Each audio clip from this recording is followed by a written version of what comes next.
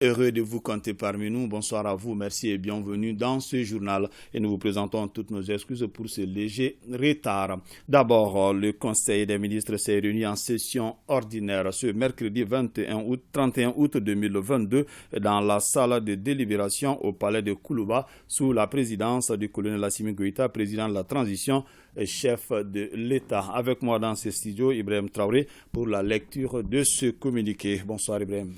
Bonsoir Fouzeni. Alors, après examen des points inscrits à l'ordre du jour, le Conseil a adopté des projets de texte et a entendu des communications. Tout à fait. D'abord, au chapitre des mesures législatives et réglementaires. 1. Sur le rapport du ministre du Travail, de la fonction publique et du dialogue social, le Conseil des ministres a adopté un projet de décret portant allocation des primes et indemnités aux membres du comité indépendant de suivi et évaluation de la mise en œuvre des recommandations des assises nationales de la refondation et à leurs collaborateurs. Le comité indépendant de suivi et évaluation de la mise en œuvre des recommandations des assises nationales de la refondation a été créé par le décret numéro 2022-0242 PTRM du 20 avril 2022.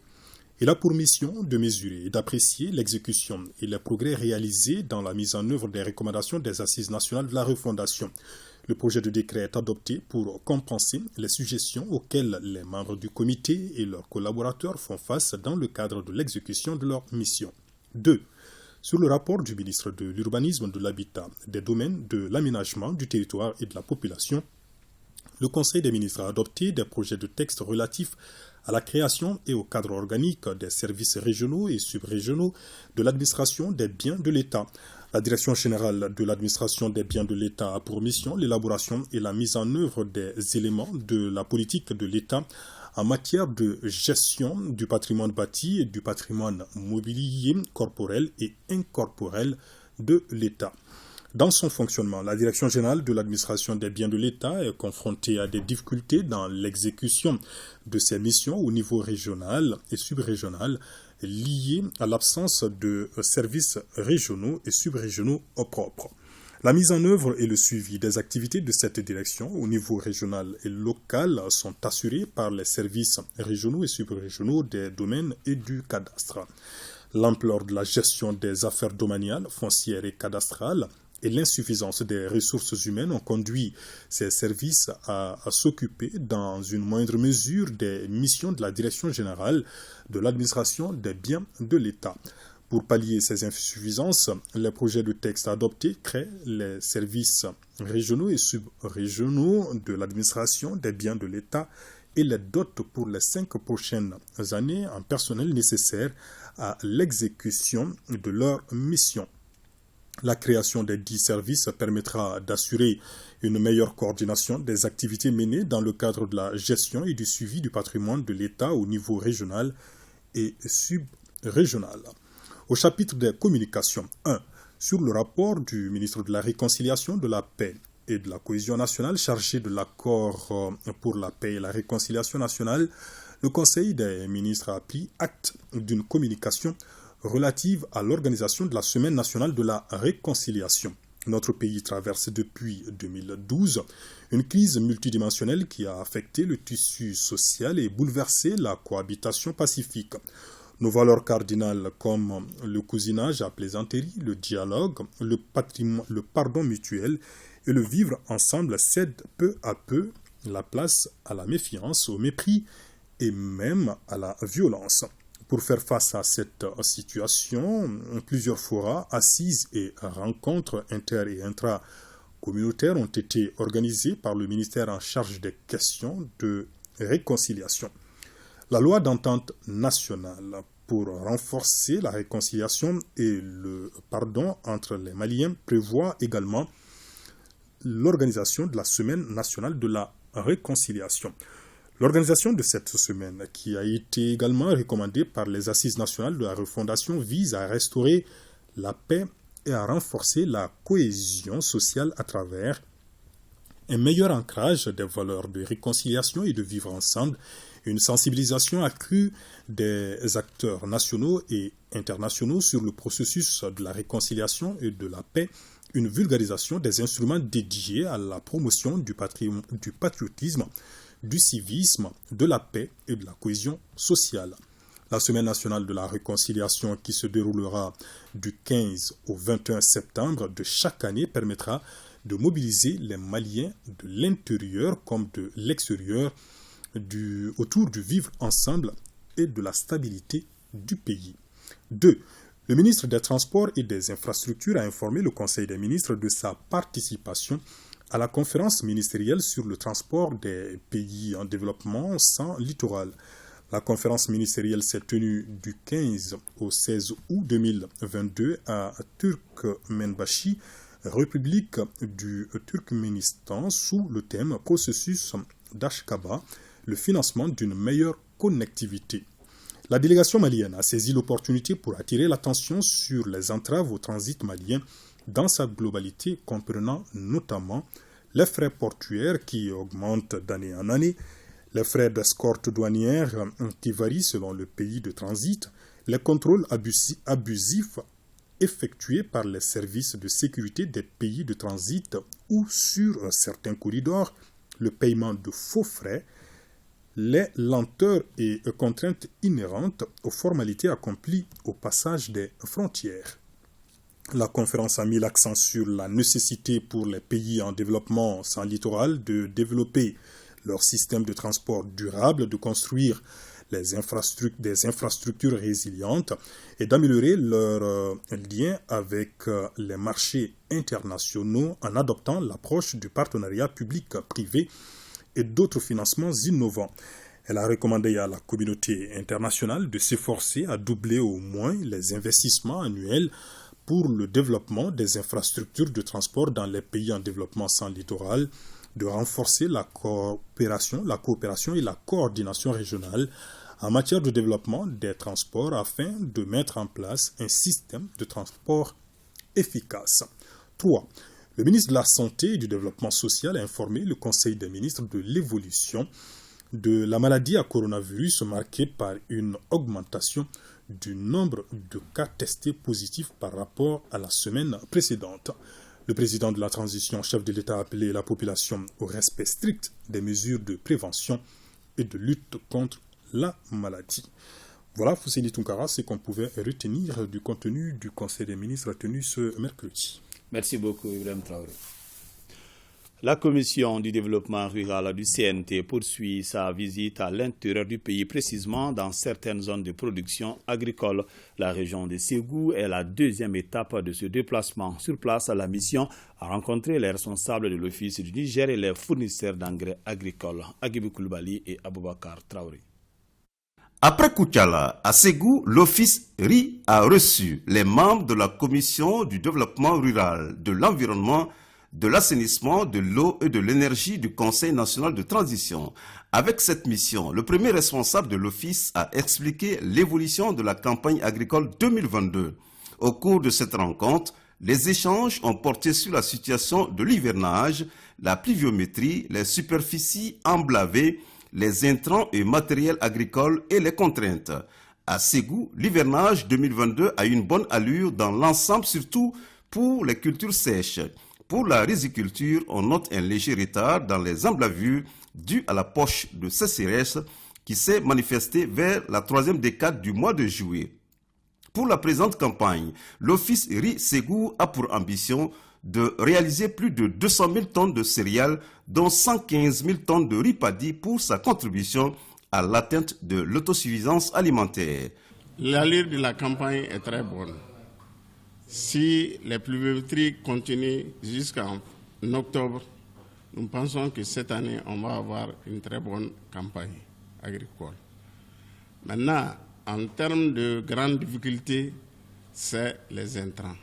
Parce que jusqu'à cette date, quand on a fait le tour, les dépôts d'intrants est un peu très faible partout. Les offices ont bénéficié d'une ouverture de crédit, au moins pour permettre de faire la campagne. Comme à Koutiala, des efforts ont été faits par les différents acteurs pour sauver la campagne de cette année.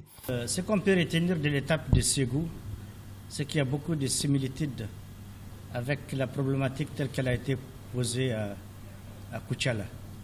Les problèmes de la distribution des engrais se pose avec vraiment acuité. Il faut saluer la volonté du gouvernement de façon globale d'avoir accordé plus d'importance au secteur de développement rural dans le budget, ça a été affirmé. Il faut aussi saluer la volonté d'avoir majoré. L'année passée, c'était 15 milliards dans un domaine et cette année, ça a été évalué jusqu'à 17 milliards. Il faut saluer cela.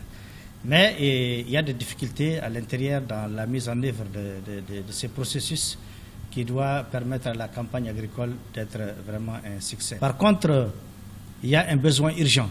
Au plus tard, le 10 septembre, il faut que l'IRE soit disponible en quantité pour que vraiment la campagne soit sauvée. Les paysans n'ont jamais attendu, en réalité, c'est une culture que nous découvrons, n'ont jamais attendu la pénurie des engrais ou les difficultés par rapport à la subvention de l'État avant de répondre eux-mêmes à ces besoins à travers des mécanismes. À Koutiala, comme ici à Ségou, l'espoir demeure tout de même pour la réalisation d'une bonne campagne agricole 2022-2023, surtout avec les bonnes initiatives prises par les différents acteurs. Session d'appropriation de la nouvelle loi électorale à l'intention de la coalition des organisations partenaires pour les élections réussies au Mali. La dite session s'inscrit dans le cadre du projet d'appui aux réformes et aux élections au Mali. La rencontre se déroule à Kati sur l'initiative de l'ONG AFAD en partenariat avec le PNUD. Valentin Roger Diallo. Contribuer aux efforts des autorités de la transition pour la vulgarisation de la nouvelle loi électorale, c'est tout le sens de cette session d'appropriation. Organisée par l'ONG AFAD, la journée d'échange se justifie par la nécessité pour 15 ONG membres de la coalition des organisations partenaires pour des élections réussies au Mali de mieux s'approprier le contenu de la loi pour des élections justes, transparentes et apaisées. La rencontre qui nous regroupe aujourd'hui vise le partage de la nouvelle loi électorale. Convenez avec moi qu'il est capital pour nous tous que nous puissions nous approprier cette nouvelle loi électorale pour des élections inclusives, transparentes et réussies au Mali. Au cours de cet atelier, les résultats suivants sont entendus. La nouvelle loi électorale est partagée avec les différents acteurs locaux. Les acteurs locaux sont informés sur l'autorité indépendante de gestion des élections. Le programme électoral est partagé et connu des acteurs locaux. Les mécanismes de vulgarisation de la nouvelle électorale sont identifiés. Au total, 50 personnes participent à cette rencontre d'échange sur la nouvelle loi électorale. Permettre une meilleure appropriation de la charte des partis politiques, c'est l'objectif d'une session de formation qui se tient ici à Bamako. La rencontre de 2 jours est organisée par le consortium des organisations civiques et politiques des jeunes et des femmes en partenariat avec l'Institut néerlandais pour la démocratie multipartite. Batraoré. Le réseau des jeunes des partis politiques du Mali, RJPPM, et celui des jeunes femmes leaders des partis politiques forment le consortium des organisations civiques et politiques des jeunes et des femmes du Mali. Ce regroupement juvénile est convaincu qu'aucun développement n'est possible sans l'implication des jeunes. Ces derniers jouant un rôle déterminant dans l'animation du jeu politique. Selon eux, la prise en compte de leurs aspirations est donc un élément déterminant pour la réussite des réformes en cours. Cet atelier vise à contribuer à une meilleure appropriation de la charte des partis politiques afin de consolider nos argumentaires sur la nécessité et la faisabilité de sa réforme en faveur des plaidoyers que nous menons. C'est pourquoi le cours CPJF veut conjuguer ses efforts avec ceux d'autres organisations de jeunesse afin d'engendrer une synergie d'action pour pouvoir rehausser le nombre de jeunes et de femmes élus lors des prochaines élections. Pour mener à bien ces activités, le consortium bénéficie de l'appui financier de l'Institut néerlandais pour la démocratie multipartiste, lequel souhaite une présence réelle des jeunes pour des actions de développement.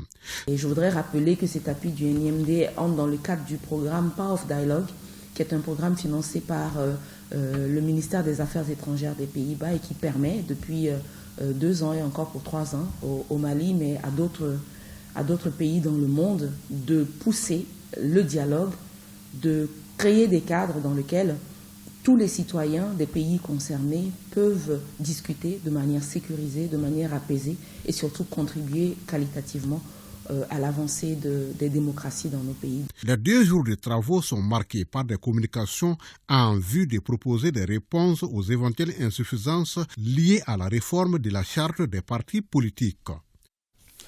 À la veille de la fin du mandat de la CVJR, l'Association malienne des droits de l'homme organise avec la structure une journée d'échange.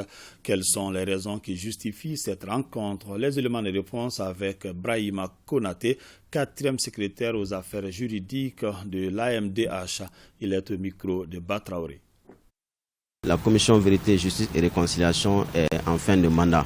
C'est le 31 décembre 2022 que la commission Vérité va fermer ses portes. Et elle a travaillé pendant 4 ans, 5 ans sur les victimes ou avec les victimes. Il s'agit pour nous d'accompagner la CVJR pour que tout le travail qu'elle a réalisé jusqu'ici ne tombe pas dans l'eau. Nous devons mobiliser à travers les autres organisations de la société civile, mobiliser la population pour que les résultats ou les recommandations qui ont été formulées par la CVJR puissent être pris en compte et rendus effectifs par le gouvernement. Il y aura 2 organes successeurs, l'organe pour la réparation des victimes et l'organe pour le centre de mémoire. Il s'agit pour nous de travailler en sorte que ces 2 organes, les lois qui vont être adoptées dans ce sens puissent être effectives et ensuite que les populations comprennent qu'il y a ces organes-là pour les accompagner jusqu'à ce que la réparation effective de toutes les victimes qui ont été enregistrées jusqu'ici puisse être une réalité. Le Mali, à l'instar des autres pays africains, célèbre ce 31 août la journée africaine de la médecine traditionnelle. La contribution de la médecine traditionnelle dans l'amélioration de la couverture vaccinale au Mali, tel est le thème national de cette 20e édition. L'événement a été mis à profit par la Fédération malienne des associations des thérapeutes traditionnels et herboristes de sensibiliser ses membres. Sorona Kamisoko. Face à la pénurie de ressources, le problème de l'accès aux soins demeure un défi majeur dans les pays en voie de développement comme le Mali. Le recours à la médecine traditionnelle reste très répandu et ne cesse de croître. Elle occupe une place importante dans les systèmes de soins de santé. Cette journée commémorative permet non seulement aux décideurs de jeter un regard rétrospectif sur le combat pour la promotion de la médecine traditionnelle, mais également de faire comprendre à la population sa contribution dans la lutte contre la maladie à coronavirus.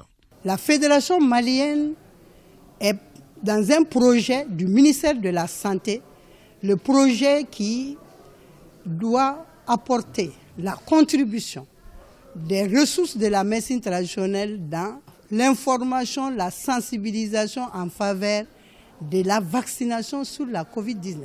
Qu'est-ce que la FEMAT, les tradithérapeutes ont déjà fait en termes de sensibilisation, d'information pour que les gens aillent se faire vacciner contre la COVID-19 et quelles sont les perspectives à suivre après cette campagne de sensibilisation.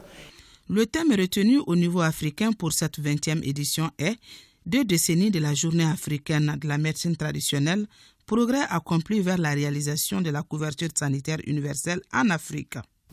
Le thème pour la FEMAT est « Contribution de la médecine traditionnelle à l'amélioration de la couverture vaccinale du Covid au Mali ». Nous remercions le ministère de la Santé pour l'implication de la FEMAT et ses démembrements à l'amélioration de la couverture vaccinale du Covid-19. Cet exercice participe du renforcement de l'engagement des acteurs de la médecine traditionnelle et dans la réponse nationale dans le cadre de la lutte contre la Covid-19. Je voudrais terminer en vous rassurant de l'engagement de l'Institut national de santé publique à vous accompagner dans tout ce que vous entreprenez dans le cadre de la lutte contre la COVID-19. S'il y a un défi que comptent relever les acteurs de la médecine traditionnelle, c'est bien celui d'une meilleure organisation de la pratique de la médecine traditionnelle au Mali. Point Covid du jour, les services de santé ont enregistré 47 nouveaux cas positifs, 600 sur 654 tests réalisés, 8 patients guéris et 0 décès. À ce jour, 84 patients sont sous traitement. Et le constat est donc là, les cas positifs augmentent. Alors pour vous protéger et protéger les autres, suivez les mesures de prévention et faites-vous vacciner. En image, à fin cet après-midi de la session de formation des reporters et animateurs de l'ERTM de la langue nationale Bamanankan. Cette formation de 3 jours avait pour objectif de doter les bénéficiaires de connaissances dans le domaine de la transcription. Ce cadre a également été mis à profit par le directeur général de rappeler l'importance des langues nationales dans les programmes de l'ERTM. Il a donné l'assurance quant à la poursuite de cette formation. Voyons à présent la différence entre les blogueurs et les vidéomans. Comme son nom l'indique, un blogueur est celui qui tient un blog et qui l'anime à travers des textes, des vidéos, entre autres. Plusieurs jeunes Maliens exercent cette activité qui génère aussi des ressources. L'arrivée des vidéomans sur la toile a créé une confusion chez les internautes. Cette confusion complique le travail des blogueurs. Bemba Sibi. Vivre de sa passion, c'est le choix fait par Aliou Diallo et Latifatou Diarra, 2 jeunes qui évoluent à leur propre compte. Ils sont tous les 2 blogueurs, titulaires d'une licence et sont âgés de 27 ans. Les points communs s'arrêtent là. Si Latifatou anime son blog il y a juste une année, Aliou est dans le secteur depuis 6 ans. Déjà en 2012, j'avais commencé à utiliser les réseaux sociaux, notamment Facebook. J'étais très actif, surtout aux événements de mars 2012 sur Facebook. Et c'est là, déjà j'étais au lycée. Et donc j'avais rencontré un homme à l'époque, Abdoulaye Guindo, qui en ce moment aussi essayait de mettre en place une communauté de blogueurs qui va réunir des blogueurs du Mali. Et celui qui m'a parlé de Doniblog et Sophie Soudou. J'ai intégré Doniblog et je suis devenu blogueur. Je me suis retrouvée dans ce monde, vu que depuis le début, écrire c'était une passion pour moi, puisque c'est un moyen pour moi d'extérioriser tout ce qui est là au fond de moi. Mon blog aborde pratiquement tout ce qui tourne dans la société, l'éducation, les inégalités, surtout face aux femmes. Les 2 passionnés d'écriture, une passion qu'ils partagent avec leurs lecteurs sur leur blog, arrivent à subvenir à leurs besoins à travers l'activité de blogging. Ça me permet de ne pas demander aux parents de me donner de l'argent pour mes petits besoins. Je peux payer mon carburant. Aujourd'hui, avec l'activité de blogging, oui, j'arrive à subvenir à mes principaux besoins parce que j'écris.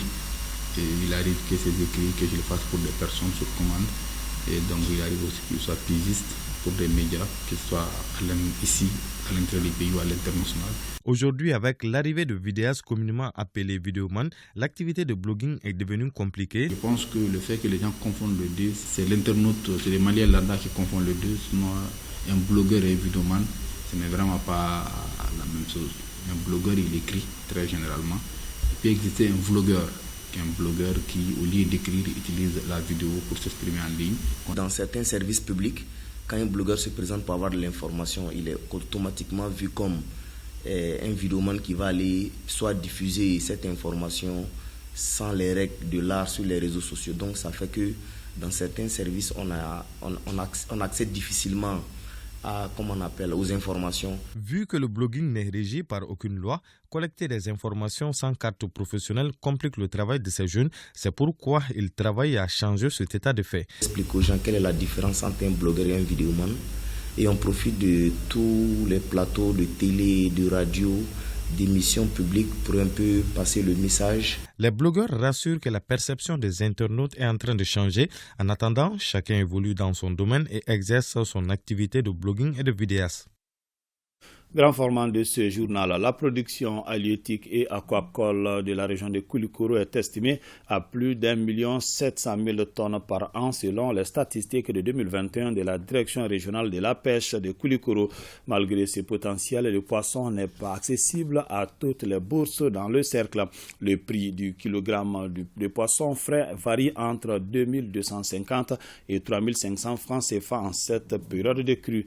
Qu'est-ce qui explique cela? Des explications dans ces dossiers signés Jules Sambou Sissoko et Salif Maïga.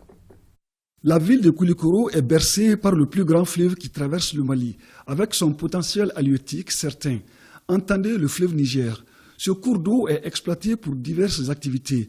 On retient volontiers la pêche. Cette activité est très pratiquée quasiment toute l'année. Les filets, les cages flottantes et autres lignes de pêche sortent de belles captures de toutes les espèces de poissons des eaux douces.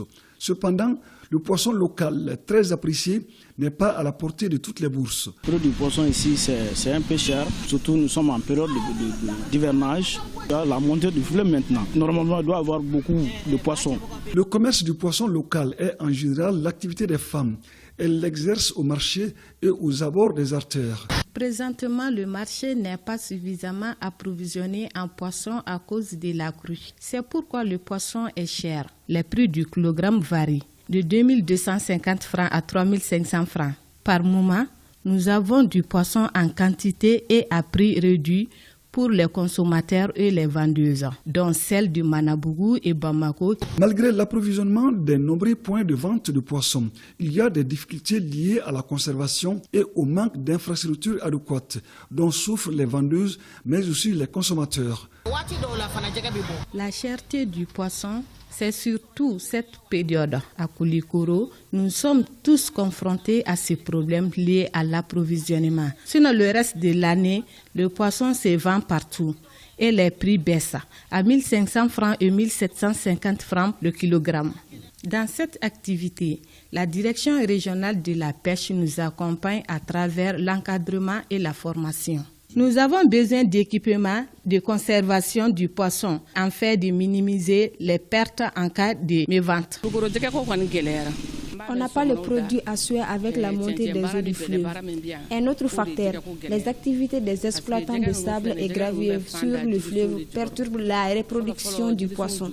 Face à toutes ces difficultés, la pisciculture doit être développée pour l'approvisionnement du marché en toute saison. Certains consommateurs souhaitent que la fixation des prix soit également appliquée au poisson local par les services compétents en la matière. Avec les vendeuses de poissons, c'est de vraiment revoir la politique de vente ici à Koulikoro.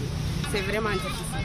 Avec une production halieutique annuelle estimée à 1 597 000 tonnes en 2021 pour le cercle de Koulikoro, la cherté du poisson dans la cité de Meguetan paraît dure à expliquer et à comprendre. Le prix du poisson, n'est-ce pas, a grimpé ces derniers temps. Vous prenez le prix du poisson à Koulikoro, vous partez à Bamako, vous trouvez que c'est exactement la même chose. Parce que ce sont ces pêcheurs de Koulikoro qui ravitaillent un peu plus le marché de Bamako.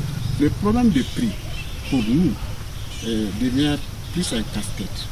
En ce sens qu'on n'a pas de répertoire de prix. Pour dire, vendez tel poisson à tel prix. Et les prix sont régis, n'est-ce pas, par les fêtières, les coopératives, les associations. Ce sont eux qui fixent les prix, n'est-ce pas, de vente des différents poissons. Le poisson est une source de vitamines très bénéfique pour la santé. Il contient plusieurs protéines d'excellente qualité, précisent les nutritionnistes. Le poisson, qu'il soit fumé ou frais, c'est un aliment qui est vraiment très riche en protéines et qui est riche aussi en vitamines B6, B12 et autres composantes qui rentrent dans la composition des hormones thyroïdiennes telles que le zinc et le phosphore. De toute façon, il contient des produits qui sont antioxydants, de préservation des cellules et ça ralentit un peu le vieillissement. Aujourd'hui, le secteur de la pêche, au regard de son évolution, doit enregistrer de nouveaux textes réglementaires selon des acteurs du secteur. Nous travaillons sur deux fronts,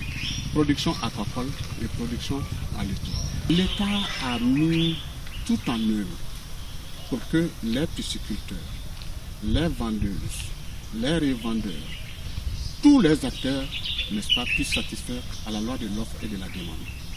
Du matériel a été donné, je veux dire des cages, des bacs au sol pour optimiser, n'est-ce pas, les rendements. Dans la conciliation des faits, on n'arrive pas jusque-là à donner un prix exact, à donner un prix satisfaisant aux consommateurs. En ce moment, ce qu'il faut faire, je dis, c'est la prise de décision, qu'on nous donne toute la latitude, n'est-ce pas, de pouvoir ramener ces gens à comprendre d'une manière ou d'une autre, de jouer sur le prix. En termes de solutions, l'amélioration du cadre des marchés à poissons dotés d'équipements modernes à Koulikoro-Bas et Koulikoro-Gare devra contribuer à la valorisation de la filière pêche. Cela permettra à coup sûr de faciliter la consommation du poisson local à toutes les couches de la société. Nous restons à l'intérieur du pays. Les travaux du chantier de l'hôpital régional de Koutiala sont en retard par rapport au délai contractuel. Le constat est fait par le chef de l'exécutif régional qui vient de visiter le chantier. Brimakoni. Le chantier de l'hôpital ultramoderne de Koutiala, démarré depuis le 15 décembre 2020, l'état d'avancement des travaux est estimé à 9,42%. Ce taux est jugé faible et même très faible par le gouverneur de la région de Koutiala qui a effectué une visite inopinée sur le site. L'entreprise est en état et en même temps le personnel n'est pas proportionnel au volume de travail. Alors ensuite il faudra que l'entreprise respecte le délai imparti est 12 mois. Le chantier est tenu par un bureau de contrôle et 4 entreprises dirigées par une société immobilière appelée CIMO SA. On a fait environ 6 mois sans pour autant avoir les terrains en notre possession. Ça, c'est déjà un temps. Et nous avons eu aussi des difficultés dans les plans qui n'étaient pas toujours disponibles. Mais compte tenu un peu de l'investissement même de tout un chacun, que ce soit l'entreprise des uns et des autres, on a commencé avec le document de base. Et c'est ça qui explique en partie un peu, c'est-à-dire cette lanterne. N'oubliez pas que nous sortons juste de l'embargo qui était injustement, illégalement imposé sur notre Mali, qui a fait beaucoup de difficultés dans ce qui concerne l'approvisionnement des matériaux. Malgré ces difficultés que raconte le chef des entreprises, le visiteur du jour est on ne peut plus clair. C'est un engagement pris que nous, on ne peut pas tolérer qu'il ne soit pas respecté, surtout pour la population. Cet hôpital, quand il sera fini, nous donnera déjà 477 lits. C'est une première, ça sera une première en République du Mali. On a déjà envoyé les dossiers au niveau des domaines. Et les levées ont été d'ailleurs faites. Donc la superficie est là. Et au temps voulu, on en est prêt. Tout est en bonne voie. CIMO et ses partenaires devront donc mettre les bouchées doubles pour finir le travail dans les meilleurs délais. Le chef de l'exécutif régional de Koutiala dit être disposé à suivre ce chantier comme du lait sur le feu pour le grand bonheur des populations. Accountability Lab lance la campagne 2022 de Integrity Icon Mali. C'était au cours d'une conférence de presse tenue au siège de l'organisation à Magnambougou. Le but de cette campagne est d'identifier les fonctionnaires intègres dans l'exercice de leurs fonctions. Ibrahim Kaou Konaté. Cette conférence de presse marque le lancement officiel de la campagne Integrity Icon 2022. Elle vise à identifier et célébrer les fonctionnaires dans les domaines pour leur assiduité dans le travail. Le Mali est en train de passer une phase qui est assez difficile. Et il y a lieu en fait de vraiment d'identifier les personnes qui se démarquent par leur intégrité, par leur honnêteté, par leur professionnalisme dans la dispensation des services sociaux de base auprès de nous tous. Cette rencontre avec les hommes de médias est l'occasion pour iCountability Lab d'expliquer la procédure d'identification pour mettre en lumière les hommes et les femmes modèles évoluant dans l'ombre. On veut vraiment pousser la campagne en ligne et c'est pour ça qu'on a mis en place un site internet qui s'appelle Integrity, avec un Y à la fin, icon.org/Mali, sur lequel vraiment on peut trouver le formulaire avec les nominations. On aura toujours nos volontaires, nos superviseurs qui seront sur le terrain à la recherche de ces rôles modèles, de ces exemples de réussite que l'on veut mettre de l'avant. On demande votre implication à tous les niveaux pour que, aujourd'hui, ces icônes dont on parle, ces icônes doivent être des ambassadeurs, ils sont des ambassadeurs, que vous devez accompagner pour qu'ils soient des modèles, pour qu'ils puissent inspirer ces générations futures, pour que demain, on puisse avoir ce Mali dont nous tous on rêve. À la fin du processus, les 5 icônes sélectionnées seront récompensées au cours d'un dîner gala prévu le mois de décembre prochain. Salif Sako, professeur international à International Pacific University à Okayama, au Japon, incite les bacheliers maliens à poursuivre leurs études au pays du soleil levant. Lors d'une conférence d'information tenue ici à Bamako, il a évoqué les opportunités que la destination Japon peut offrir aux étudiants maliens. Fademba Keita. Kalam Mali-Japon est une initiative bénévole, un désir ardent du professeur Salif Sako de faire des universités japonaises la destination de beaucoup de boursiers maliens. La conférence d'information en cours animée par le professeur à l'International Pacific University d'Okayama dévoile les opportunités d'études, la carrière après la formation, les conditions d'accès. La maîtrise de l'anglais et du japonais sont préalables, précise le conférencier. Les informations sur les possibilités d'études et les opportunités au Japon se font très rares.